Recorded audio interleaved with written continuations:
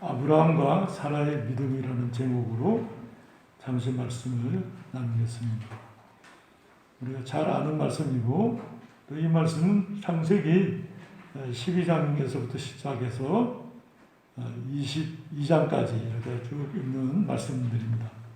창세기에 있는 말씀을 신약 성경에서 썼다는 것은 쉽게 말하면 창세기에 있는 말씀을 해석했다, 그렇게 볼 수도 있겠어요. 구약에 있는 역사를 신약에 있는 기자가 기록하면서 특별히 믿음이라는 부분에서 깊이 살펴보고 해석했다, 그렇게 생각할 수 있겠습니다. 첫째는 아브라함의 믿음인데 부르심을 받았을 때 순종했다. 근데 그 순종이 좀 강조가 되어 있어요. 그래서 말씀을 받자마자, 그 부르심을 받자마자 즉시 순종했다. 이게 이제 강조예요. 우리가 어떤 마음에 결심을 가져도 그것을 즉시 실행에 옮기는 사람이 있는가 하면 미적미적 되다가 1년, 2년 지나가고 그러다가 순종하는 사람도 있어요. 물론 순종하지 않는 사람도 있겠지만은, 그러니까 이 즉시 순종한다는 것은 참 귀한 것 같아요. 그래서 제가 여기 성경 말씀을 읽다가 마태복음 25장에 5달란트, 2달란트 받았던 사람들이 그 달란트를 받자마자 바로 가서 장사했다 한 말씀이 생각이 나서 거기 참고 구절로 주보에 썼어요. 그러니까 바로 가서 장사한 것이 그게 올바른 태도죠. 1달란트 받은 사람은 그걸 가지고 와서 숨겨뒀다가 나중에 회개할 때 내놓았잖아요. 책망을 들었죠. 나 5달란트와 2달란트 받았던 사람들은 바로 가서 장사를 해서 5달란트와 2달란트를 남겼더라 그랬어요. 갈 바를 알지 못하고 나아갔다. 이 말씀은 아브라함 믿음의 특색을 나타내는 말씀이에요. 갈 바를 알지 못했는데 나갔다. 이 말씀은 조금 다르게 보면 무모한 것 같고 대책이 없는 것 같아 보여요. 그런데 이 속에 있는 핵심은 뭐냐면 약속하신 하나님을 진실되게 믿었다. 하나님의 말씀을 믿을 뿐만 아니라 그 말씀만으로 만족하기 때문에 다른 갈 바를 알지 못하는 어떤 부분들, 어느 땅으로 가야 될지, 어떤 조건을 주실지 이런 것들에 대해서 하나님 앞에 위임한, 하나님 앞에 온전히 맡기는, 그리고 하나님 말씀만으로 만족하는 신앙의 태도를 가졌다 이 말씀이에요. 이것이 이제 아브라함의 믿음의 특색이라고 말할 수 있겠어요. 즉시 순종한 것과 하나님 말씀만으로 만족하는 것. 많은 사람들이 하나님 말씀을 듣고도 그 말씀으로 만족하지 않고 더 구체적인 어떤 것들을 알기를 원해요. 그러면서 순종하지 않아요. 단적으로 말하면 순종하지 않고 미적미적 게으름을 펴요. 하나님의 말씀이 분명하게 임해서 그 뜻을 드러내셨음에도 불구하고 믿지 않아요. 내 욕구에 필요한 어떤 정보나 좀 구체적으로 이렇게 좀 방법이 알아졌으면 그런 것들을 많이 생각해요. 결과적으로는 하나님을 믿지 않는다. 하나님을 믿고 하나님 말씀을 믿고 뭐 그런 것들은 뭐 그 부차적인 것들이니까 시간이 가면 하나님께서 합당한 데 알려주시겠지 이렇게 생각하고 믿고서 순종하는 것이 중요한데 순종할 때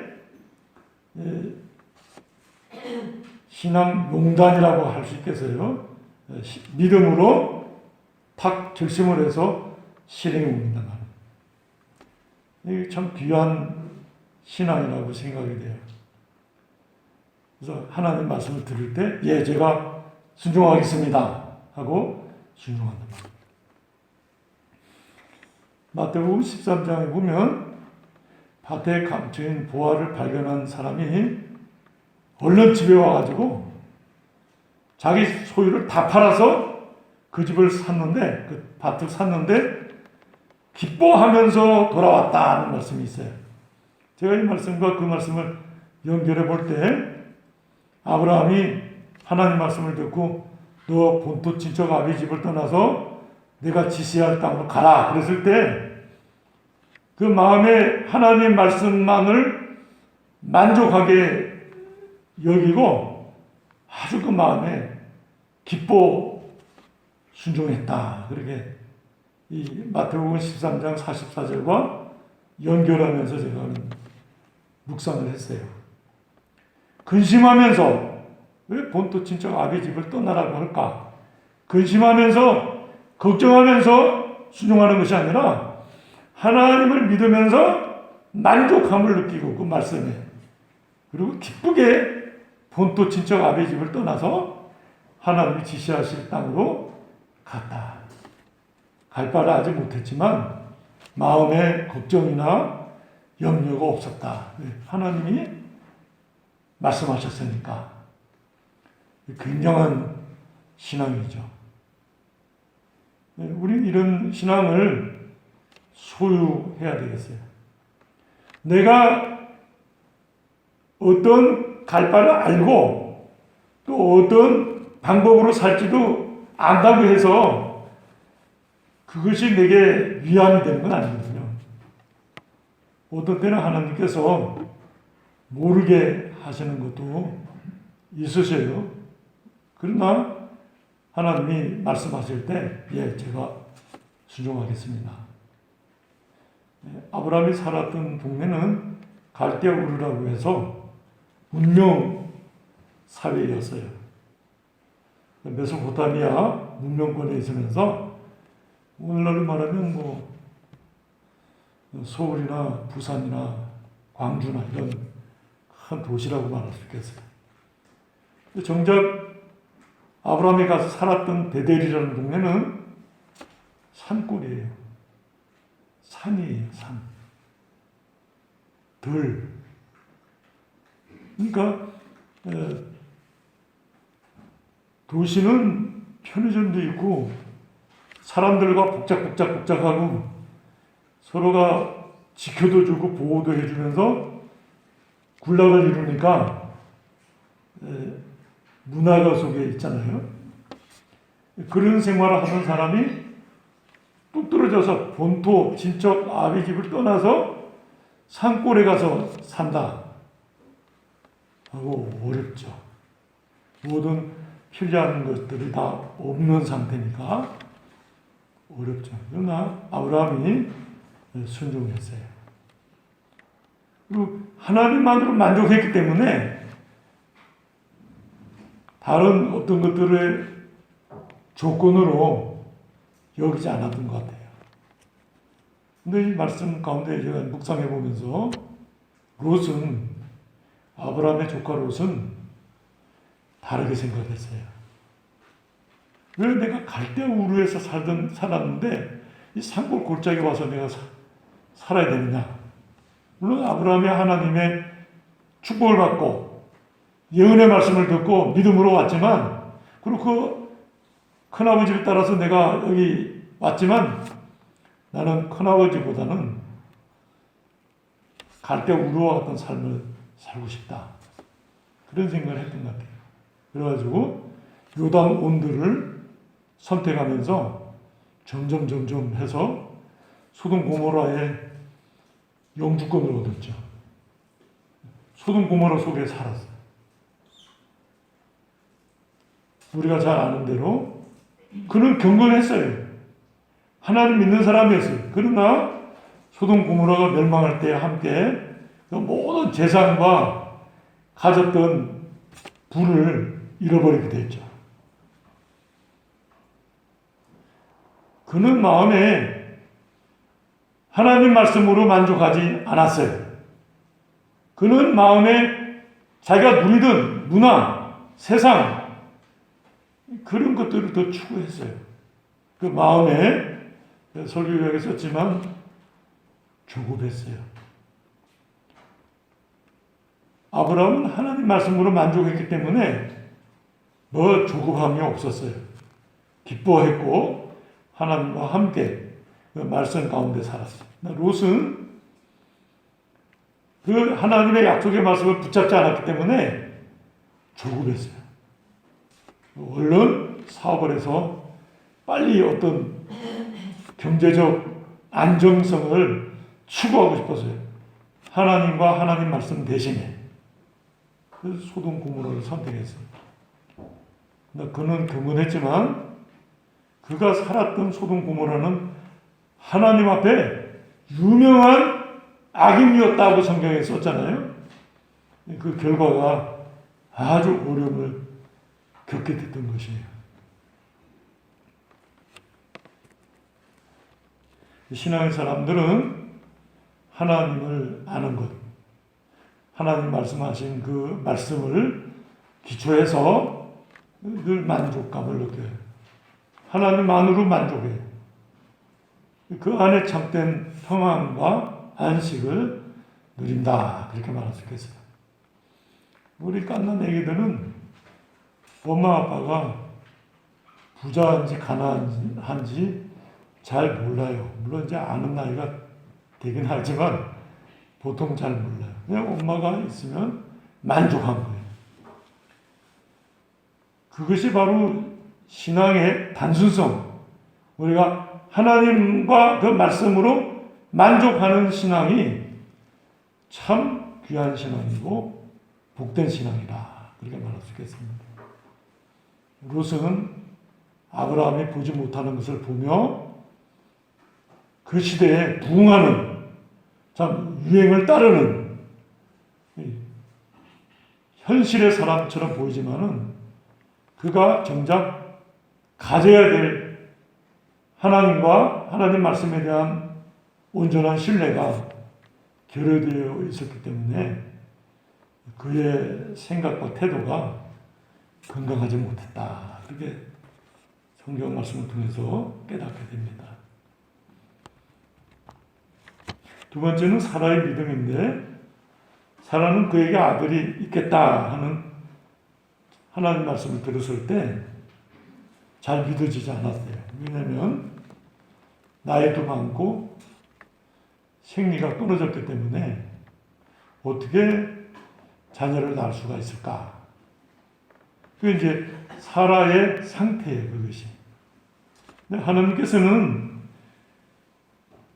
그 사라가 믿지 않는 것에 대해서 책망했어요. 사라가 웃었다. 그렇게 말씀하시면서 거듭 내가 이맘때 아들 낳겠다. 이렇게 말씀하셨어요. 부인하고 시인하지 않았지만 하나님은 계속 말씀하셨어요. 근데 히브리서 기자는 그 상황을 어떻게 해석하냐면 사라가 믿었다. 그렇게 해석했어요. 창세기에서는 사라가 믿지 않고 웃었다. 그랬는데 어떻게 믿었다. 그렇게 해석할 수 있을까? 사라가 아이를 낳고서 그 이름을 이삭이라. 이삭이라는 뜻은 웃었다는 것이거든요. 그 웃었다는 그것을 이름을 그대로 썼어요. 이삭이라. 내가 너를 낳았을 때 웃었다. 웃었다는 건 이제 뒤편에 있는 웃은 것은 앞에 있는 웃음은 안 믿는 태도고 뒤에 이삭이라고 이름을 짓는 웃음은 기쁨에 희락에 하나님을 믿고서 얻은 그 결과물을 가지고서 기뻐하는 거예요. 야, 하나님이 내게 은혜를 베풀어 주셨다 하는 말씀이에요. 신앙은 하나님의 축복을 바라고 믿어 나가는 것이에요. 지금 상태는 단삼해서 자녀를 낳을 수 없는 상태예요. 그러나 하나님 아들을 주겠다 그럴 때 그 말씀만으로 만족하고 하나님 주실 줄로 믿는 거예요. 얼마나 귀해요. 이렇게 우리 자녀가 내가 약속할 때 자녀가 아빠가 그렇게 해줄 줄로 믿습니다. 그것이 아주 절대적인 신뢰이기도 하지만 그렇게 전지전능한 아빠가 아닌 경우에는 굉장히 부담되죠. 절대적으로 신뢰하는 것이 부담이 돼요. 내가 우리 아이가 만족할 만한 해줄 수가 있을까? 그렇게. 전지전능한 하나님께서는 약속하실 때 우리 성도가 절대적으로 신뢰하기를 원하셔요. 저희가 믿어요. 그러면 하나님이 기뻐하십니다. 왜? 전지전능하신 하나님이시니까. 어떤 불가능한 것도 하나님이 깨뜨리시고 이루어주시거든요. 신앙은 나의 상태에서 이루어지는 게 아니에요. 나는 단산하고 자녀가 없지만, 그럼 죽은 자와 같지만, 하나님께서 하나님의 권능으로 아들을 주겠다. 그랬으니까, 하나님을 믿는단 말이에요. 우리가 신앙하는 것도 내 상태에서 내가 기도해요. 하나님, 저는 이러이러한 상태에 있어요. 그래서 불가능해요. 근데 하나님을 내가 믿고 싶어요. 그리고 난 하나님이 이루어질 줄 믿어요. 그러니까 하나님을 나아가는 거죠. 하나님께서는 나의 상태에서 하나님의 뜻을 이루는 게 아니고 하나님의 권능으로 하나님께서 그 뜻을 이루어 가시는 것이죠. 그래서 믿음의 결과물을 받아보면 내 것이 아니죠. 나의 산물이 아니에요. 하나님의 것이죠. 하나님의 은혜, 하나님의 능력, 하나님의 역사하심으로써 이루어진 결과물을 우리가 갖게 되는 거죠. 그래서 로마서 4장 18절에 보면 이렇게 썼어요. 한번 보겠습니다. 로마서 4장 18절 말씀 244페이지. 아브라함이 바랄 수 없는 중에 바라고 믿었으니 이는 내 후손이 이가 되리라 하신 말씀대로 많은 민족의 조상이 되게 하려 하심이라. 그가 백세나 되어 자기 몸이 죽은 것 같고 사라의 태가 죽은 것 같음을 알고도 믿음이 약하여지지 아니하고 믿음이 없어 하나님의 약속을 의심하지 않고 믿음으로 견고하여 져서 하나님께 영광을 돌리며 약속하신 그것을 또한 능히 이루실 줄로 확신하였으니 그러므로 그것이 그에게 의로 여겨졌느니라. 아브라함이 믿었다. 그렇게 하나님께서 기뻐하셔서 그 아브라함의 믿음을 보고서 만족하셨다. 하나님께서. 그리고 아브라함에게 그 말씀대로 축복해서 아들을 낳아, 이삭을 낳아. 참 귀한 말씀입니다.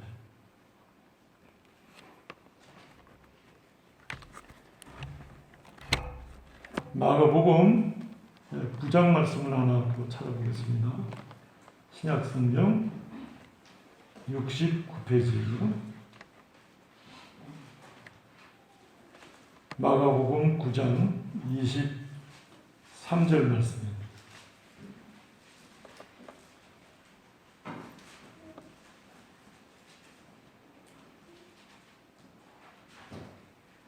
귀신 들려서 고통하는 자녀를 위해서 그 아버지가 예수님에게 할 수 있거든.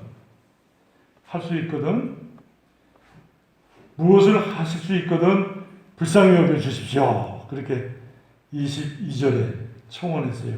예수님께서 23절에 할 수 있거든이 무슨 말이냐. 믿는 자에게는 능히 하지 못할 일이 없느니라 하시니 24절에 곧 그 아이의 아버지가 소리를 질러 이르되 내가 믿나이다. 나의 믿음 없는 것을 도와주소서 하더라. 이게 참 귀한 태도예요. 예수님을 의지하는데 그 믿음이 약하단 말이에요. 예수님께서 책망하셨어요. 할 수 있거든이 무슨 말이냐? 믿는 자에게는 능히 하지 못할 일이 없느니라. 아이고, 제가 믿기를 원합니다. 제 믿음을 키워주십시오. 믿음을 더해주세요. 예수님께서 그 귀신 들린 자녀를 고쳐주시고서는 그 믿음이 증거되지며 확증입니다. 우리가 잘 믿어지잖아요. 어떻게 해야 될까요?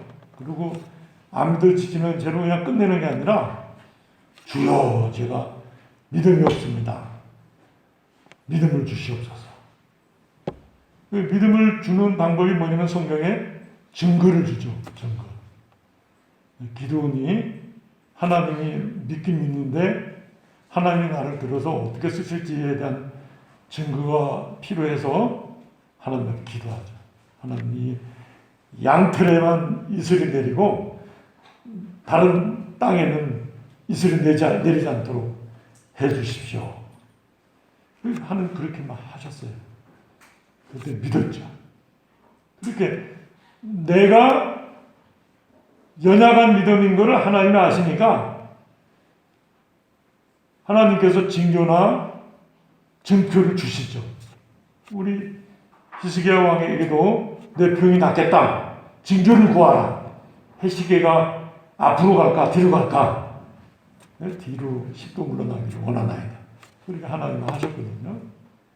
그리고 하나님이 우리에게 그 증거를 주는 이유는 믿으라는 것이죠. 하나님을 믿고 의심하지 말라는 말씀. 우리가 이렇게 하나님 말씀하신 대로 믿습니다. 그 믿습니다가 어떻게 이루어지냐면 사실은 이제 이렇게 묵상을 해보면 기도로 말미암아 이루어진다고 할 수 있겠어요. 그 하나님 말씀을 마음에 두고 단히 기도하죠.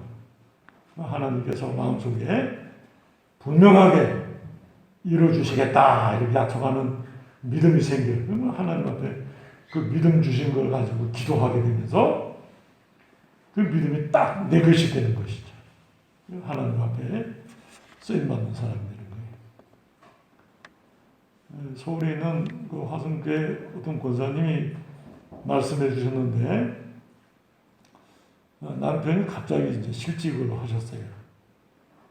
집은 있는데 실직을 하면서 수입이 없으니까 빈곤하게 됐어요.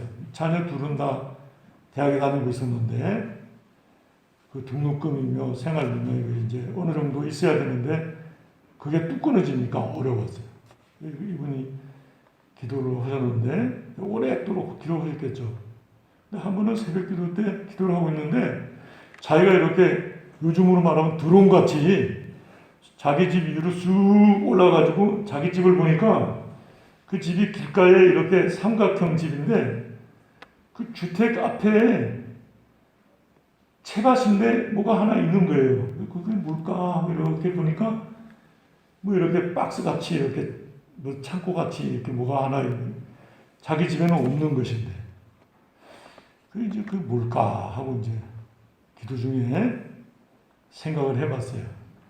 그 현재는 자기 주택과 그 앞에 채밭인데 이게 뭐 상추나 심고 호박이나 심은 채밭인데 그들 중에 하나님께서 깨닫게 하셔서 그 큰 딸이 이제 이화여대 이제 피아노과를 다니고 있었는데 거기다가 피아노 학원을 만들면은 생활이 되겠다 이런 생각이 들었어요.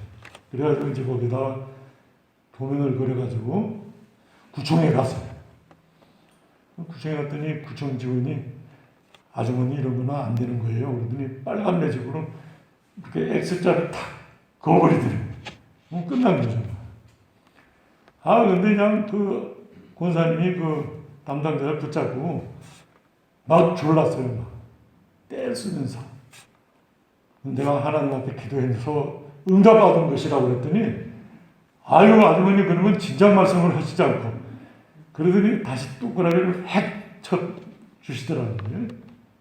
근데 거기다가 건물을 짓고서 피아노 학원을 해서 큰딸과 작은딸이 공부 다 마치고 가정이 이렇게 생활에 어려움이 없었던 것을 간증하는 걸 제가 들었어요. 얼마나 귀해요. 기도할 때 하나님께서 깨닫게 하시고 은혜를 주시고 약속을 주시고 그것을 통해서 하나님 앞에 영광을 돌리고 증거해서 믿음 없는 사람들에게 믿음을 준단 말이에요. 아브라함과 사라의 믿음을 보면서 우리에게도 동일하게 그 하나님께서 믿어라 이 말씀. 제가 믿겠습니다. 순종하겠습니다. 그를 믿음과 순종의 힘이 없으면 기도하는 거죠. 하나님 제가 주님 앞에 나왔습니다. 이루어 주십시오. 이렇게 기도합니다. 하나님 이루어 주시죠. 의사는 아이고 불가능합니다. 그래도 하나님은 전능하시니까 기도합니다. 원래는 눈이 잘 보이던 청년인데 갑자기 눈이 서서히 시력이 안 보이더니 나중에 아예 소경이 돼서 눈은 떴는데 못 보는 거예요. 예수 믿지 않던 청년인데 그 아버지가 그 우리 조카가 예수 믿는데 그 교회에다 갖다 놔야 되겠다. 그래가지고 청년을 갖다 놓는 사람이 우리 아들이 눈만 뜨면 제가 예수 믿겠습니다. 그리고 갖다 놓은 게 제가 서울에서 부목사 생활하던 그 교회에다가 갖다 놨어요. 그 청년이 밥 거기서 그냥 거하면서 먹으면서 예수를 안 믿던 사람이니까 근데 강대상 교회 앞에 이렇게 앉으라고 해서 자리를 하고는 목사님이 기도를 가르쳐 주셨어요. 하나님 아버지 눈뜨기를 원합니다. 예수님의 이름으로 기도합니다. 아멘. 그렇게 기도하십시오. 아무것도 모르시는 분이니까 하루 종일 그냥 하나님 제가 눈뜨기를 원합니다. 예수님의 이름으로 기도합니다. 아멘. 그렇게. 처음에는 제가 이제 그 사택에 살았는데 지나면서 이렇게 보면 한편으로 저래서 눈 떠지겠나 그런 생각이 들었어요. 한 달, 두 달, 석 달 계속 기도했어요. 그리고 눈뜨기를 원합니다. 그 기도뿐만 아니라 이제 설교도 예배 시간에 설교도 듣고 말씀도 듣고 이제 하던 중에 마음속에 있는 여러 가지 어떤 기도 제목 기도했어요. 그러다가 3개월 넘어서 이 사람이 어떤 기도를 했냐면 하나님 제가 눈뜨게 해주시면 신학을 해서 제가 목사가 되고 싶습니다. 까지 나왔어요. 얼마나 귀해요. 근데 아직 눈은 안 떠졌죠. 근데 한 번은 제가 이제 그 앞에 이렇게 가서 기도하는지 이렇게 보는데 목사님 머리카락이 없으시네요. 뭐가 보여요? 좀 희미한데 목사님 머리카락이 이거 이해가 없는 게 좀 보여요. 이러니까 조금 보인다. 좀. 근데 한 일주일 지나서 시력을 회복을 했어요. 그분이 바로 신학을 했어요. 칼빈 신학교에 가서 신학을 했어요. 그리고 그 가정이 다 예수 믿었죠. 저는 깜짝 놀랐어요. 하나님 제가 눈뜨기를 원합니다. 예수님의 이름으로 기도합니다. 그 기도가 전능하신 하나님께서 이루어주시는 거예요. 우리의 상태가 불가능하고 우리의 상태가 아무것도 아니어도 관계없죠. 왜? 우리가 기도하는 그분이 전능하신 하나님이십니다. 권능 있는 하나님. 그분께서 하나님께서 이루어주시는 것입니다. 의사가 뭐라고 했든지 간에 사람들이 뭐라고 하든지 간에 내가 하나님 앞에 소원을 가지고 기도하게 되면 하나님께서 그 기도를 들으시고 이루어주신다. 그래서 이 아브라함과 사라의 이 믿음은 아주 귀한 믿음이죠. 하나님이 그 마음에 주신 믿음, 하나님만으로 만족하는 신앙. 하나님 말씀을 들었을 때, 됐습니다. 그들은 만족합니다. 그 귀한 신. 뭐 이것저것 자질구레한 것들을 따지는 것이 아니라 하나님의 말씀하셨을 때 그대로 그 말씀을 믿어드리는 것이죠. 하나님께서 기뻐하셔. 그 아브라함에게 그것을 의로 여기셨다. 얼마나 하나님께서 기뻐하시고 만족하셨으면 그 말씀하실 때 믿을 때 아브라함에게 그걸 의로 여기셨다. 그렇게 말씀하고 있습니다. 그런 귀한 신앙입니다. 지난주일 설교와 연결해 본다면 행함이 없는 믿음이라는 것은 자신의 상태에 머물면서 전능하신 하나님 앞에 기도하지 않는 것이죠. 전능하신 하나님을 믿지 않는 것이죠. 자기의 상태에 있으면서. 결국 그 믿음이라는 것은 죽은 것이고 열매가 없는 것이며 헛된 것이죠. 하나님을 내 삶 속에 개입시키지 않는 거예요. 하나님은 하나님이고 나는 나인 거죠. 그렇게 믿는 신앙은 죽은 것이다. 어리석은 것이죠. 그래서 자기를 고집하고 뻗어지면서 신앙의 용단을 내리지 않는 거예요. 내가 하나님을 믿겠다. 하나님께 나아가겠다. 이렇게 하지 않는 거예요. 자기 상황을 자꾸 얘기하면서 그래서요. 결과적으로는 안 믿는 것이죠. 하나님을 믿지 않는 자는 망한다. 성령의 감동을 받고 하나님 말씀을 믿고 그 속에서 참 만족과 기쁨을 누리는 상태. 믿음의 상태거든요. 그런 사람이 하나님 앞에 기도하고 하나님의 권능과 능력을 믿으면서 그 많은 성경의 역사적인 증거들을 가지고 기도하고 하나님 이렇게 제가 말씀을 읽었는데 믿음을 주시니 기도합니다. 하나님 이것을 이루어 주십시오. 하나님께서 은혜를 주신 거죠. 우리의 가진 것, 우리의 상태로 이루어지는 게 아니라 하나님의 능력과 권능으로 이루어 주시는 것이죠. 그 이루어진 걸 볼 때 하나님의 것이죠. 그 이루어진 것이. 믿음이 탁 생기는 거예요. 우리 모두가 그러한 하나님의 것, 하나님의 은혜, 하나님의 권능을 가지는, 체험하는 하나님의 자녀들이 되기를 주의 이름으로 축원합니다. 기도하시겠습니다. 하나님 아버지 은혜를 감사드립니다.